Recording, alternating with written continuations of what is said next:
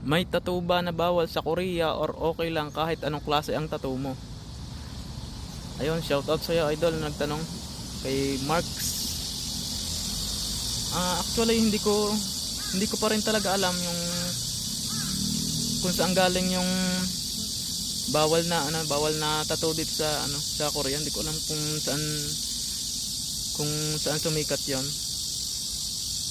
Siguro may mga ilang establishment dito sa Korea na may specific na tattoo na pinagbabawal.